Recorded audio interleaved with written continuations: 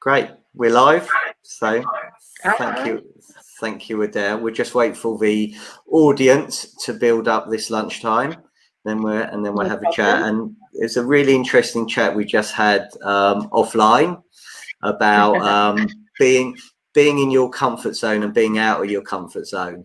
And I'm really grateful because I think you're a little bit like Vicky, who was out of her comfort zone doing this. Yeah. And just out of interest, to help the audience, you're an MD of an exceptional agency, Castle Dean.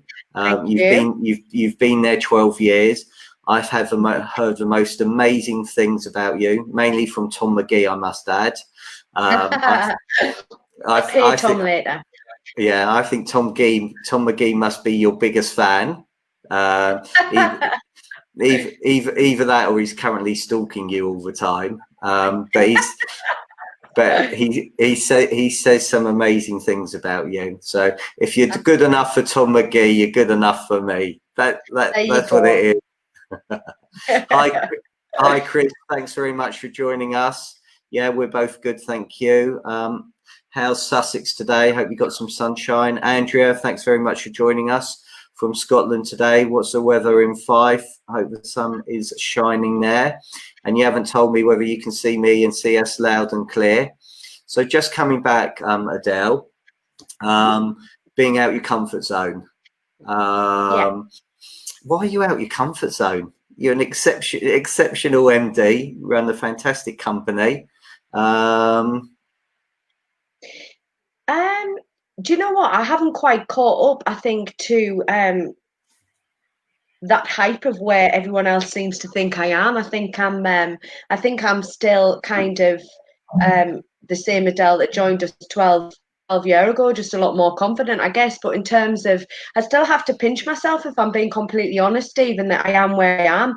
I've never been hungry to move up the ladder. I've always been hungry for my own personal development. So I think when your eyes on your own development, you can sometimes lose sight of where you've actually reached, if you know what I mean.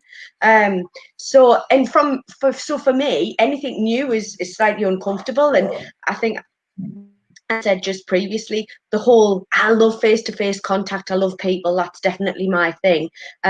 But sitting in front of a computer with a camera on you, being able to see your own mush, being able to, listen to yourself back and hear your own northern accent, I'll never enjoy. I don't think it's ever something I'm going to be uber confident with. I think it's either your bag or it's not. So it's never something. I know I very rarely watch anything back because I just kind of think, oh no. But yeah, for me, it's something that's relatively new. I'll speak in front of people. I work alongside and manage a team of 40 odd people, but this bit's relatively new, I guess. So it's just something that I'm having to get used to, I guess, and challenge myself. Brilliant. Well, you've got another big fan here because I'm sure Zoe Bywater is talking about you, not me. So hey, lovely lady. Zoe, thanks very much for joining us today, and thank you everybody who's watching now, and if you're watching on replay, thank you very much. There you go. So Zoe says it seems to come naturally. Adele really helped me with my business. Way to go. Stop it, you are amazing. So Tom and Zoe, there you go. And if Tom and Zoe say these things, then that's it. Amazing. So we're all right. My work here is done. Bye. Right. So tell us a little bit about yourself and your journey. So you said you've been an agent for 12 years. So how did you get to become MD at Castle Dean? I've no idea, to be honest with you. Pure fluke. I still don't know to this day, to be fair. I keep expecting someone to go, actually, we got that bit wrong. Joking aside, in 2010, I joined John, if you like. Well, I didn't join him as such. He inflicted himself upon us when he bought our agency at the time. Just a nice, steady away little agency, just ticking over quite nicely. And then the whirlwind arrived. So that was back in 2010. He made us branch manager within a few weeks. I'd worked at management previously, but I took a little bit of a break to have my children, who were still quite small at the time.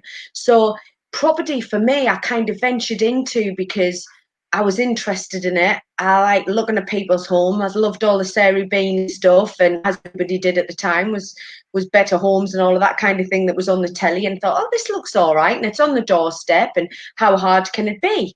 And I loved it.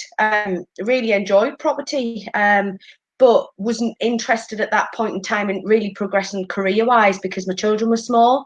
I'd been with the company about 2 years, and within that 2 year, for all I'd really enjoyed it, I think if you come from a background of management or people, or just if you've got a certain passion within, I think it's always going to come out. So I kind of had to suppress that all the time and thinking, no, Adele, you're not quite ready for that yet. You know, the kids are still really small and you're enjoying going to toddler group and working part-time and all of those lovely things.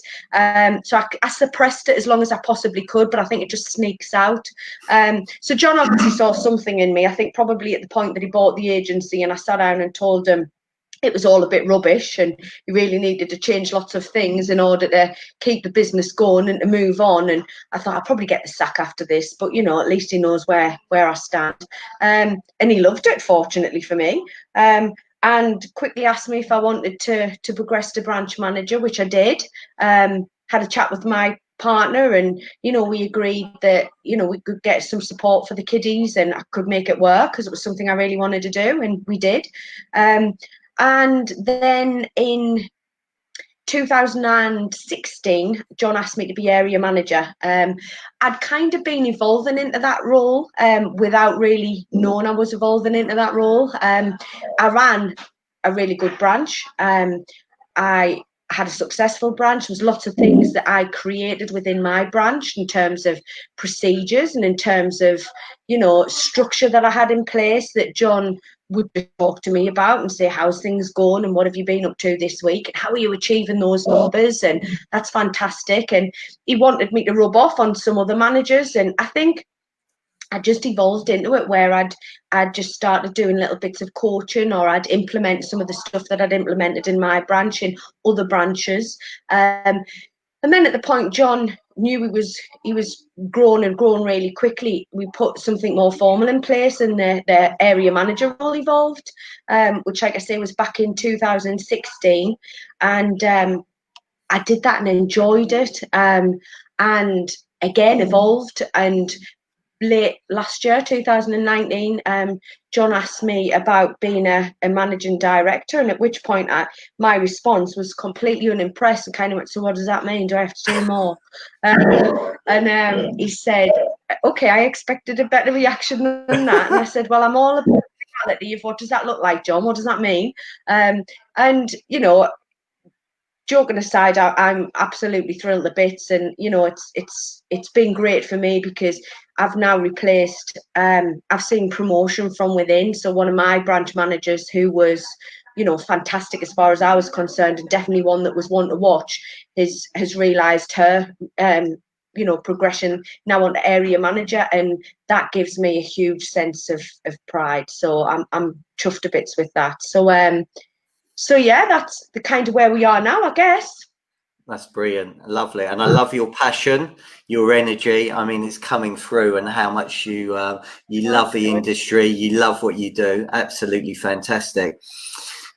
How did you get, so how did people, you started off as a branch manager, you know, you've then gone to an area manager, you've then gone to MD, which is fantastic to see that there's that career progression.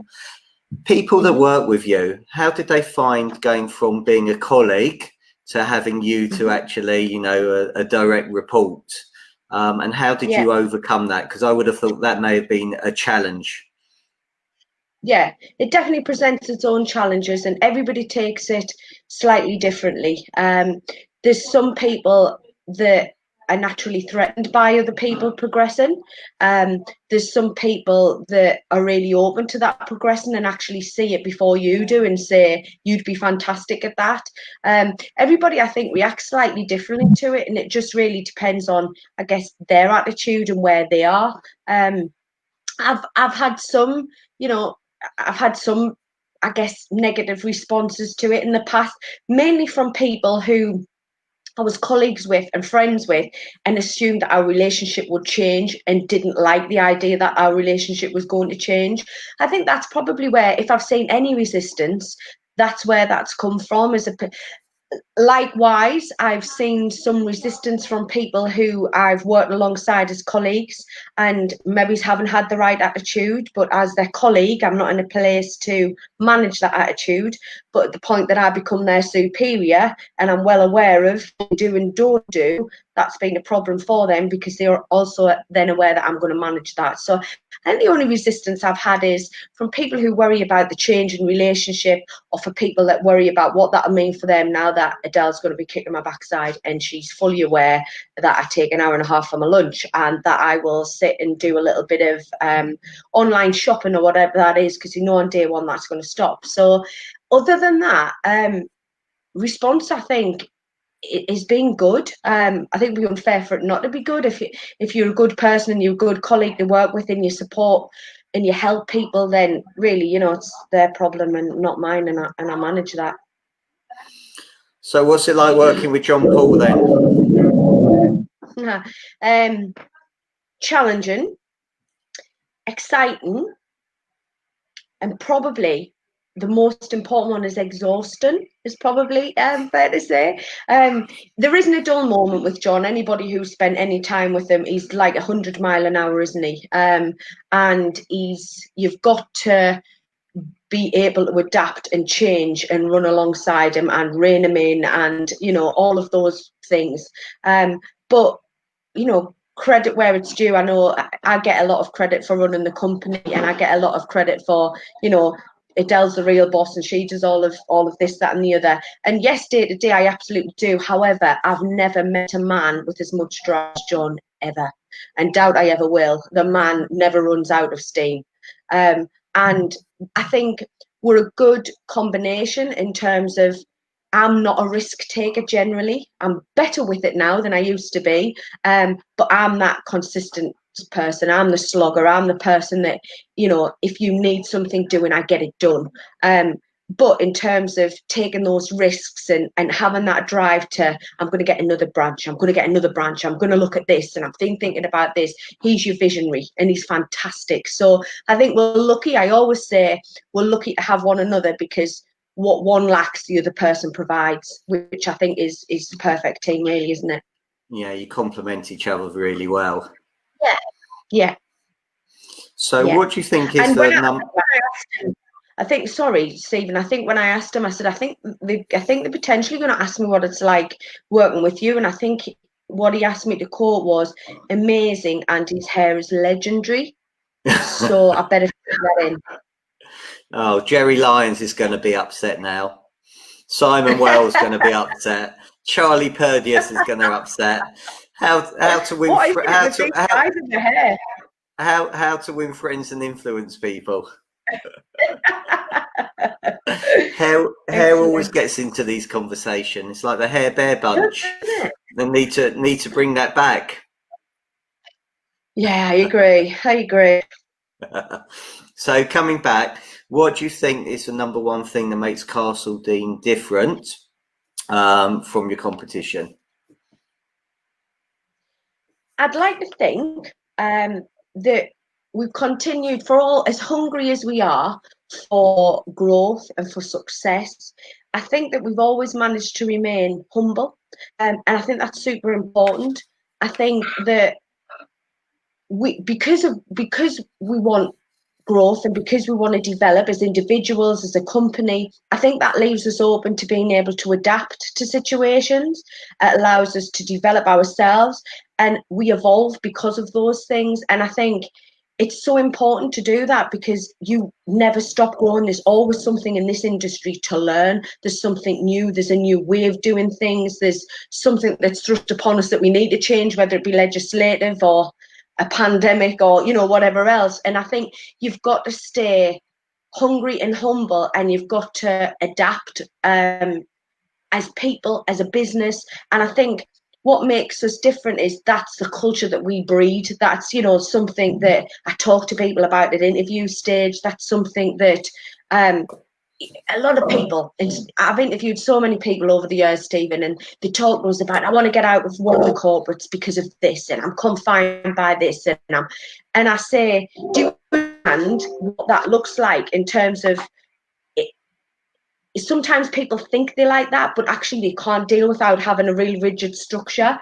And actually, for all we've got structure and procedures and so on, we're also really, really flexible with that. So I think that's what makes us different from some other agencies that I've seen. Okay, brilliant. Thank you. So you talk about growth and development. I'm here, sorry. I'm just going to really embarrassingly, I'm just going to plug in. Is that all right? Yeah, because otherwise I'm going to lose you. That's absolutely fine. You'd think at my level I'd have people to do things like this, wouldn't you, Stephen? Yeah, you can't get the staff these days, can you? I know, I agree. Be out getting haircuts. Right, I'm back. Hooray! Sorry. It's okay. Thank you. So you talk about growth and development. How do you grow and develop your team? And I want to come on to your culture and how you develop your culture there as well. I think it starts right at the very beginning. I spoke about this and will continue to speak about this. It starts at the very beginning with your recruitment. And I think it's super important to recruit with values in mind. I talk about that a lot, and I think it's super important. I can teach anybody any skill, particularly if you're quite driven on processes and procedures, which we are. You can teach anybody a skill.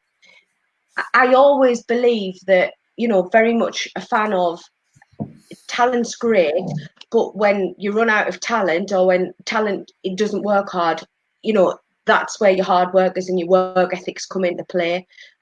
So for me, I'd pick a value and a work ethic over a skill any day of the week. It doesn't matter to me if you've worked in the industry however many years. Yes, that's great, but if I can't see a particular skill set from you, whether or not that be resilience is a big one for me. You know, being able to face a challenge, meet a challenge head on. How do you respond to challenge? How do you bounce back from challenges? How consistent are you?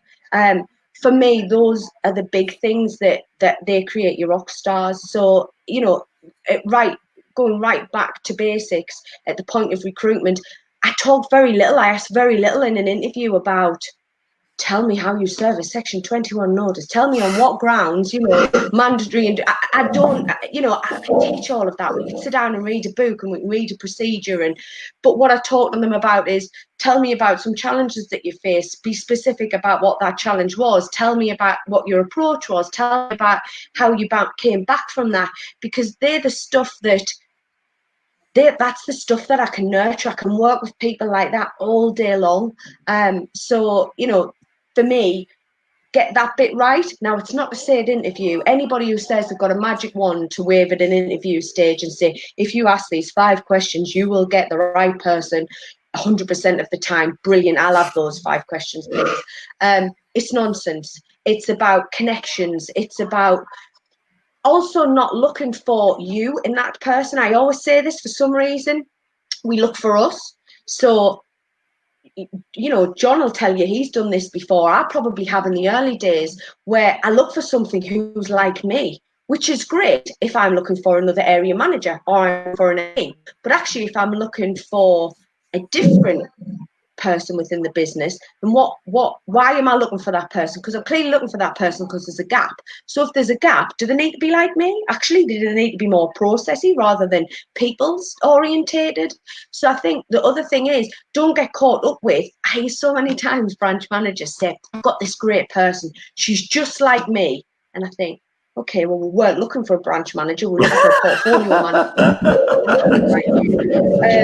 So I think that, you know, I often talk about getting it right from interview stage. And when I say getting it right, what I mean is asking the right types of questions, thinking about what it is that you need from that person, and asking, you know, it's great to have a procedure. We have about 10 different interview templates. Now, I look at every interview template before I go into an interview and think, is this the right template? And a bit like, we'll have a conversation today, and that conversation will flow based on what I'm telling you. Be open to that. Don't stick to a script. Make sure you get out of them what you need to get out of them, and understand going into it what's important for you. And I guess in terms of nurturing that on an ongoing basis, you've got to understand what motivates people. And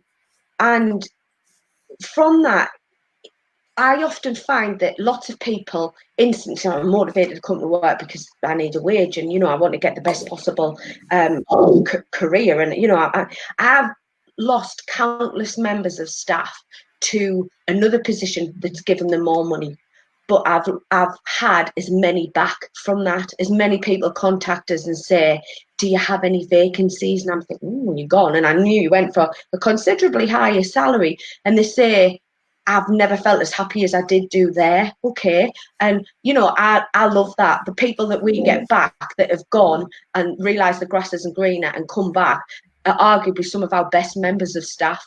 And I think the reason for that is understand that people often think they're motivated by money, but they're often motivated by the lifestyle or that money gives them. But realistically, we're at work so long that there's got to be more to it than that. And I often find most people are motivated in terms of progression and not climbing the ladder, but feeling like they're achieving their own personal growth.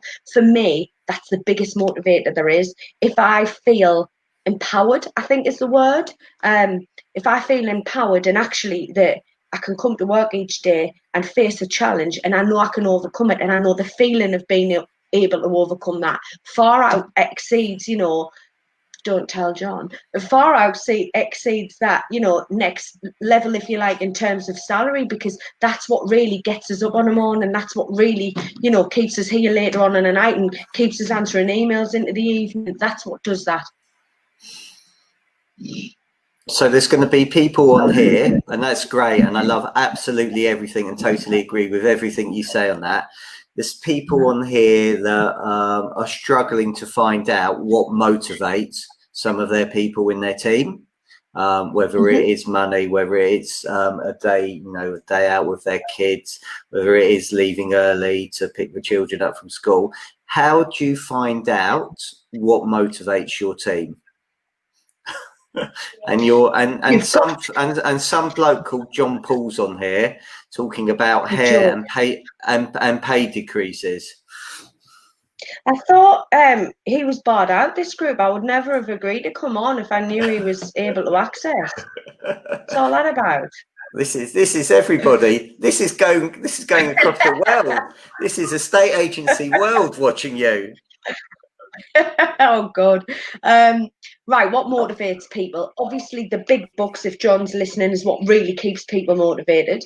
No, joking apart, I think you've got to communicate with your staff. You've got to be approachable. I think understand, what if someone says they're motivated by money, okay then. So do you just like to see your bank increase every month? Well, no, obviously not. So what is it that money provides you with? Well, I'm able to get myself on holiday. Great. So it's family time that, motivates them to create a certain type of lifestyle at home and so on. And then I try to show them the picture of what that success will look like. So if that's the case, I'm on about progression, because actually that's going to give you a higher salary in the future. Let's be honest, I was once told by a lady many, many moons ago that you work hard now, Adele, so that years to come you don't have to. And that's kind of always stayed with us. I'm not yet quite at the stage where I think I'll ever get to, so in the future you don't have to. I'm wondering when that future date is. But I do understand that by putting in the hard work now, understand that will give me more flexibility in the future, whether that be by putting procedures in place, by putting structure in place. The business can run without you in many respects, which allows you to drive your business forward.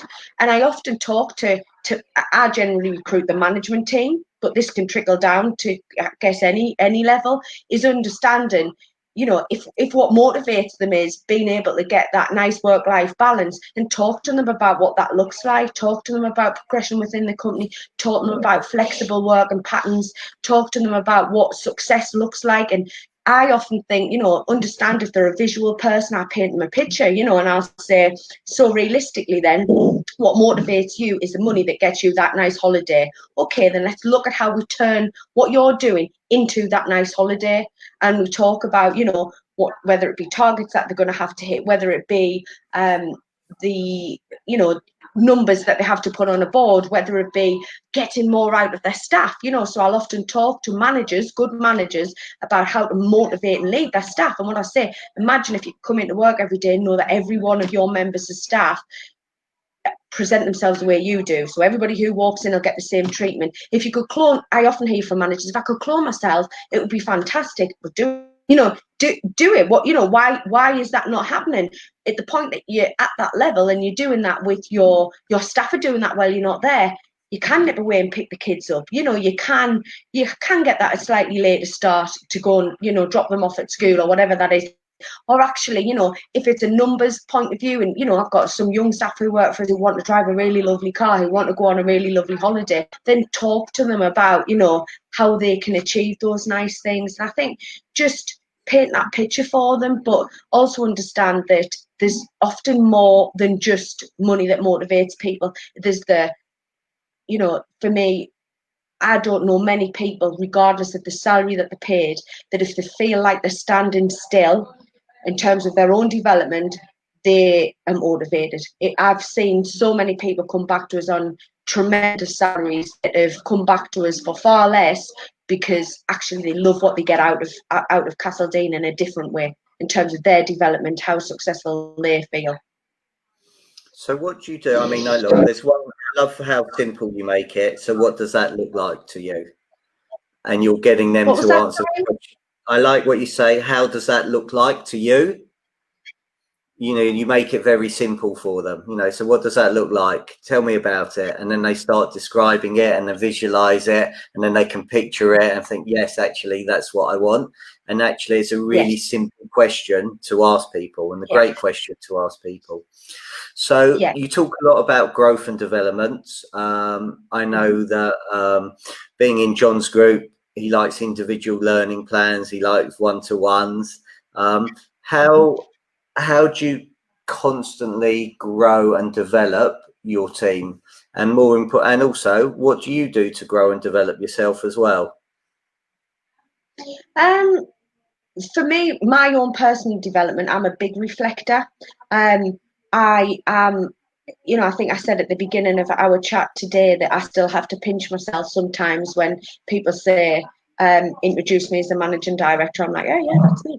I still have to pinch myself with things like that. And I'm a big reflector in terms of, I'm always looking at what could I have done better. I'll no doubt come off our session today and be like, oh, you know, you could have done that so much better. You could have, but I think because I'm such a big reflector, I also like to really challenge myself, and rather than shy away from, I really didn't enjoy that because when I've reflected on it, I could have done so much better. I actually get hungrier for that uncomfortable situation again and think, I'll be better next time. And then once I've done it 10 times, I'll be really good at it. And at that point, I feel really comfortable with it. So, which is the point I want to get to. So for me, constantly challenging myself is something that motivates me. I take great pride in other people's development as well. I think I'm at a stage now where not only do I get a great sense of pride for my own development, but developing others really is something that I feel super passionate about, and something that I get so much from. You know, I talk about quite embarrassingly, I often say I've got goosebumps at that bit, but I actually do. You know, when I see somebody do something that I know I've had a direct impact on and I love it, I think, yeah, you did a bit of that, Adele. You injected a little bit of that into that person, and I get so much from that. So that, for me, that's a big motivator, and that's how, you know, I keep myself motivated now.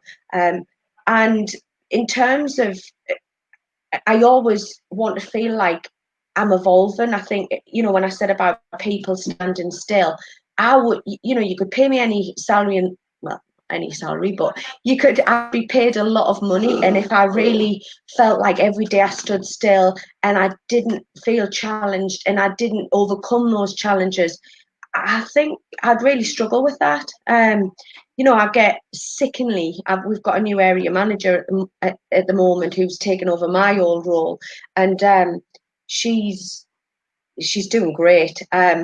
But it's a challenging role, and I've forgotten how challenging it is because I've gotten used to those challenges, and they're now not huge challenges for us.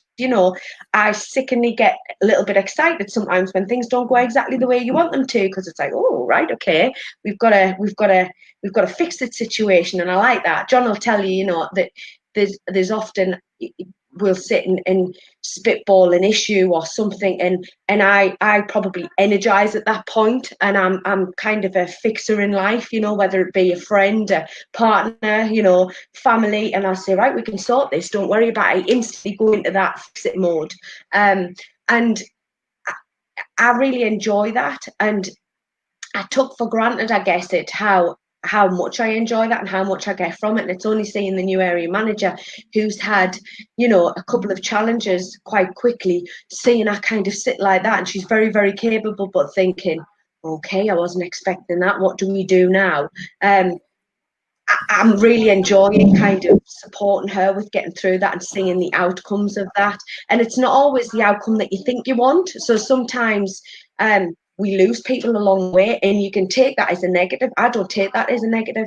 I've gone into some challenging one-to-ones fairly recently where I've buddied up with the new area manager and I've done the one-to-one, and I've said, this one's going to be a tricky one. It's going to be an uncomfortable conversation, but off the back of the two outcomes, the person will either get better or they won't be with us. Neither of those outcomes are wrong.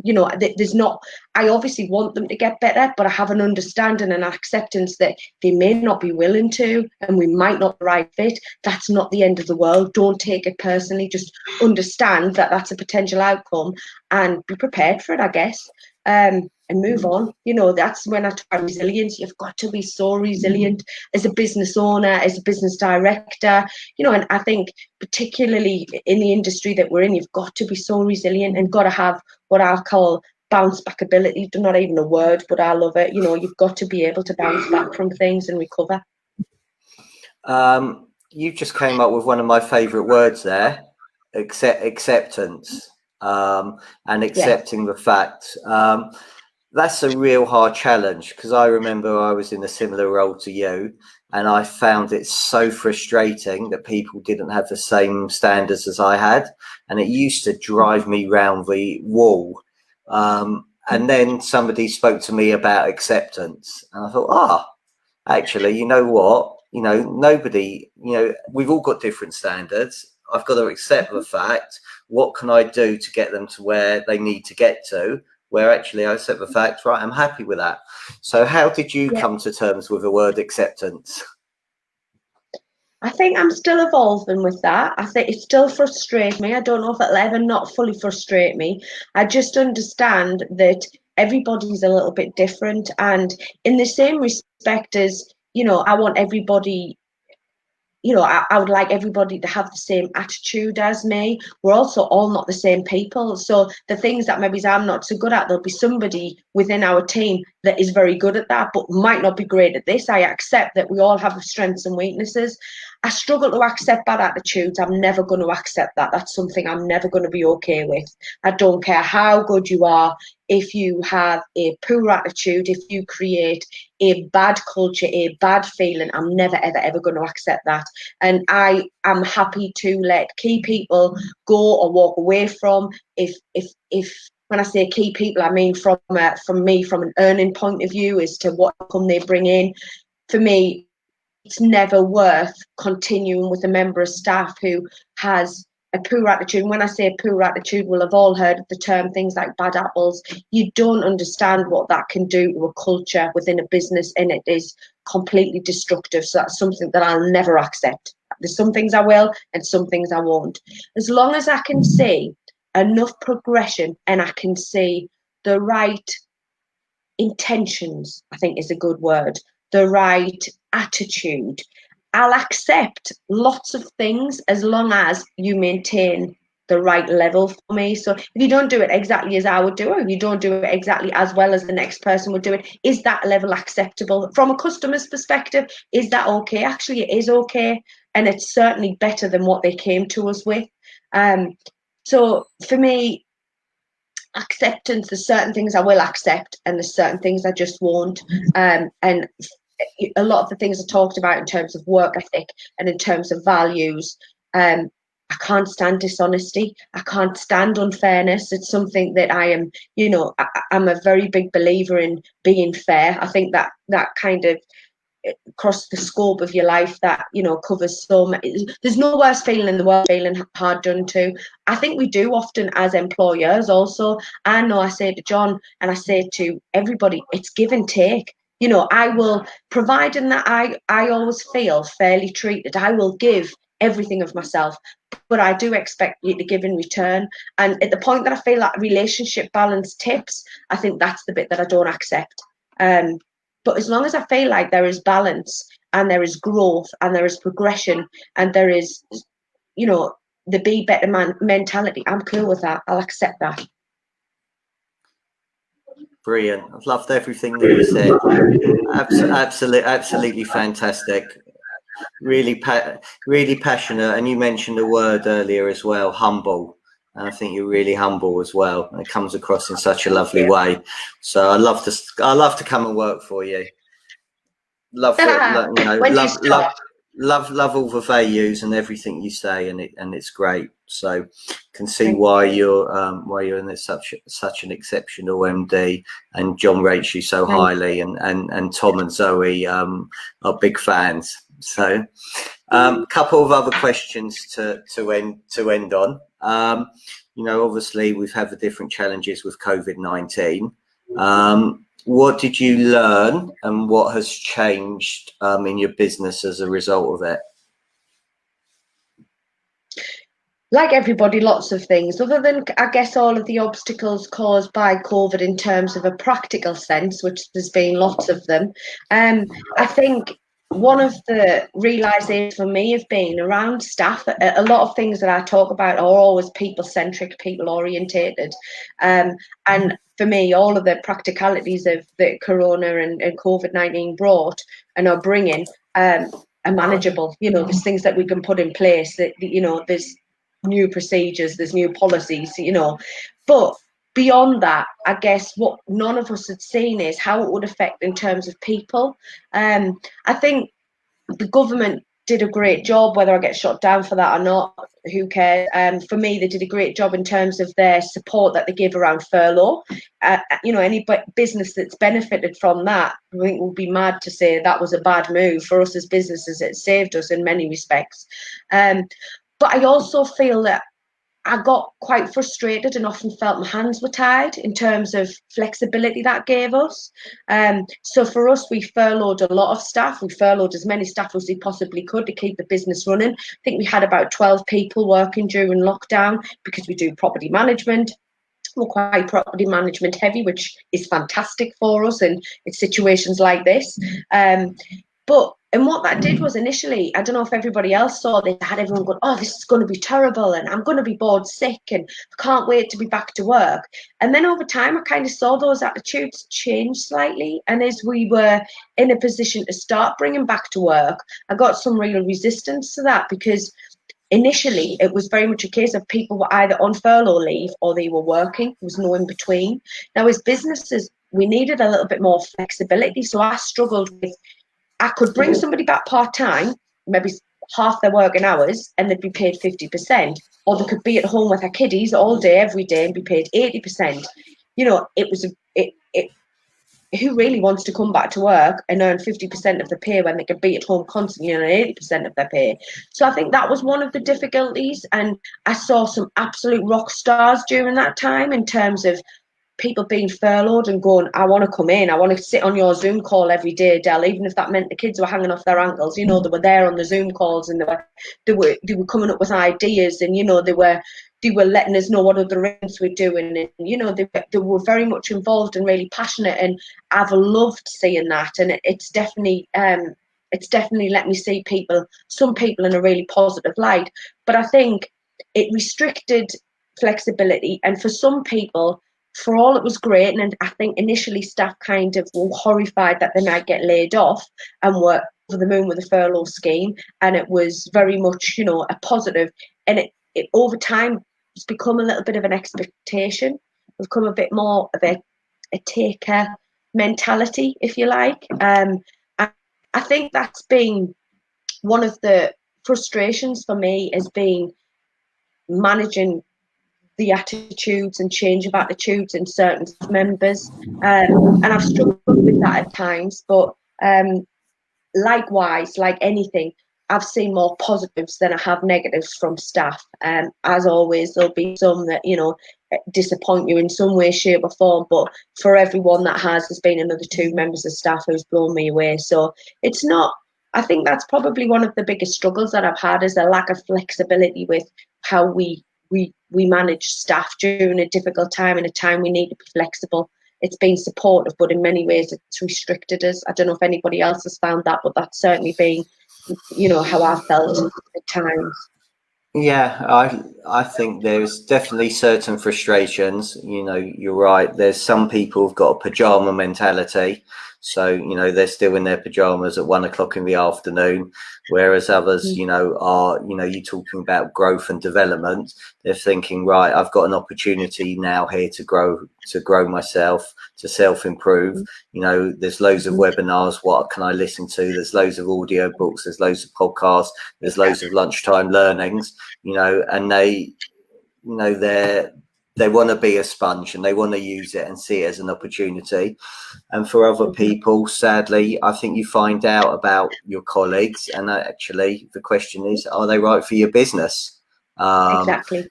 And I think sadly for some people, they've demonstrated, you know, they're not interested, they don't care, and they don't want to grow and develop.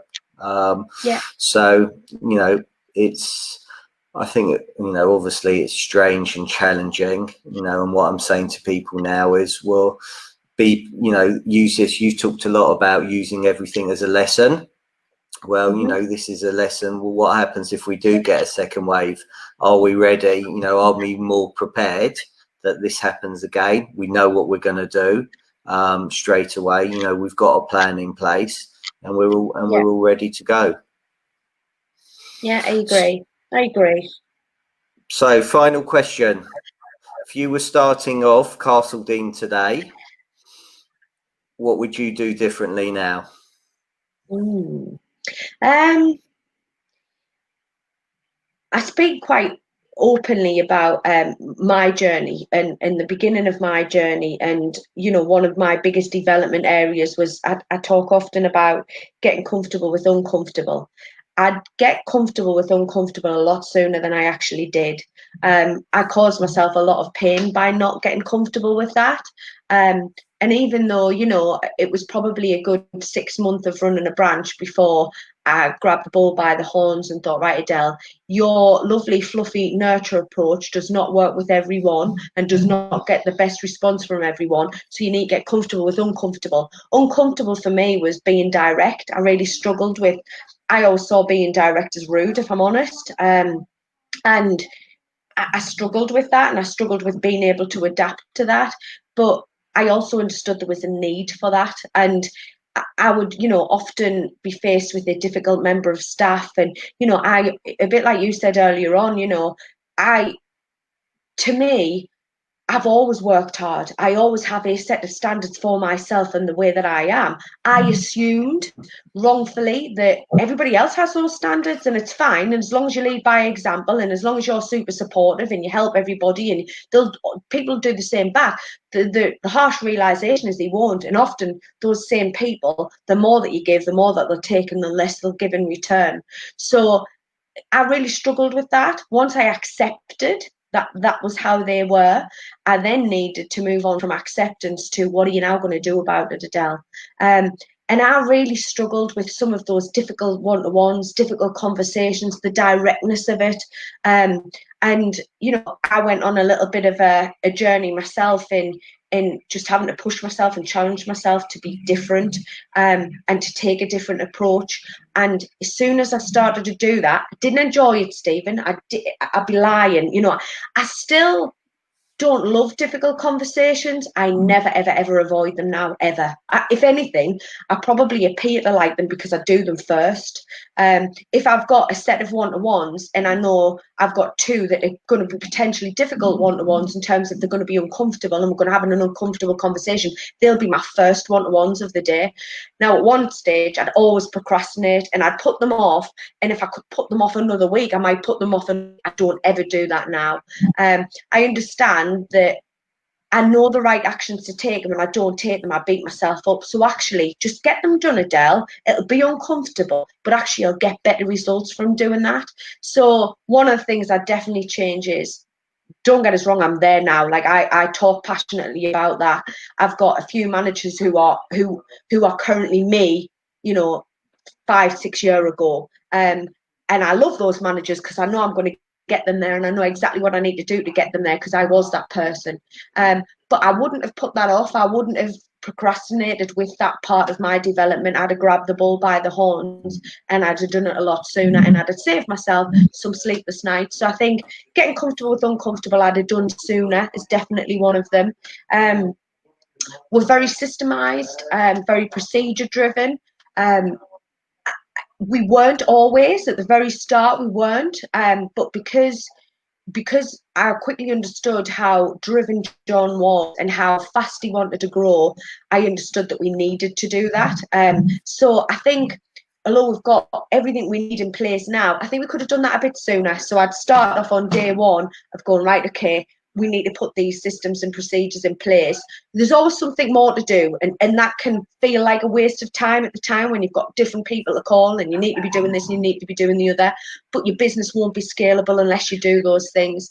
We did it part way through. At the point I had to go back over and do it, actually start from day one. So if I was starting an agency from scratch now, with hindsight, that's something I'd do day one. If I've got a new system, I'd write a procedure straight away on how to use that system, on how to organise a view, and I'd build that to the point that it worked alongside me rather than going back over and trying to underpin those foundations. And I think probably from the off, I'd have more courage, I would say, to invest in the right people from day one. I think that I'm terrible for assuming I can do everything and assuming there's more hours in the day than there actually is. And, I'm a bit, John will tell you I'm quite tight. I don't like spending money. So, if I think, well, I can do that, I'll do it. But it's often a use of your time.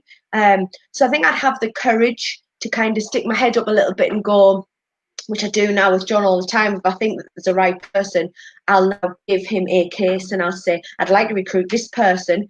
This is why. This is what you'll get from it. And I'll give him a case for that. I think I wasn't confident enough to do that from the off, but in hindsight, that's something else that I do. So I think getting comfortable with uncomfortable, putting these systems and procedures in place, and also having the courage to recruit the right people from day one and kind of have the confidence in what you're about to do. Brilliant. Absolutely fantastic. You have been the most incredible guest. I love your energy. I love your passion. I love how humble you are. I love hearing your journey. You're an inspiring lady, who I'm sure is going to inspire many people who are watching and listening today. So I'm really grateful. Thank you for giving me your time, which I know is incredibly precious. Thank you everybody for watching, whether now or whether on replay. If you've got some friends, colleagues, other estate agents, letting agents, business owners, managing directors, they should be listening to this, because some of the insights that Adele shared have been absolutely fantastic. So please like it, share it, and get the message out there. Next week on Tuesday, I have the most agent-like ever, Christian Byfield from Base Property, who's going to be on Lunchtime Learnings. So have a really productive Thursday afternoon. Great weekend. Adele, thank you for being a great guest. Thank you Everybody, for having thank you for watching, and we will see you all soon. So thank you all. Thanks a lot.